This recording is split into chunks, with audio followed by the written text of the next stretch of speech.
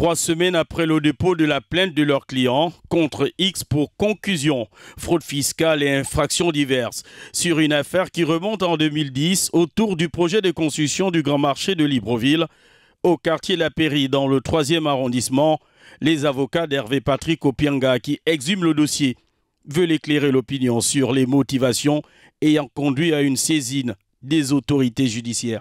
Monsieur Hervé Patrick Opianga s'est interrogé sur ce protocole qui lèse les intérêts des Gabonais dès lors que l'État a accepté de payer la somme de 65 milliards de francs CFA, alors même qu'il avait gagné le procès devant la Cour d'appel de Paris.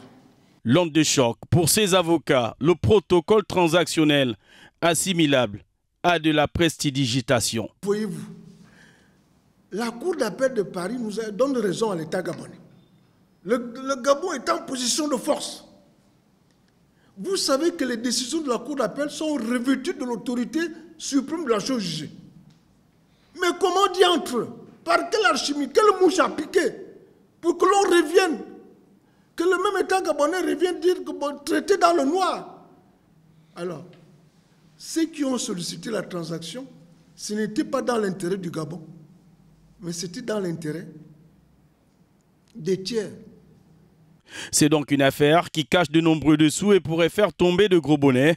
Le plaignant dit user de toutes les voies légales pour qu'une information judiciaire s'ouvre. En effet, en 2010, la mairie de Libreville, dirigée par Jean-François Toutoumema dans ce temps, signe un contrat avec l'entreprise Webcor ITP pour construction et exploitation du grand marché de Libreville.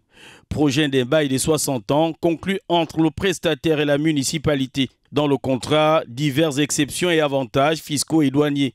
Après l'arrêt du chantier et la rupture du contrat par la tutelle lésée, le constructeur va ester en justice l'État gabonais. Plusieurs dizaines de milliards de francs CFA en dédommagement, décision de justice qui sera annulée plus tard par la Cour d'appel de Paris en 2018, sollicitée par le Gabon pour l'arbitrage.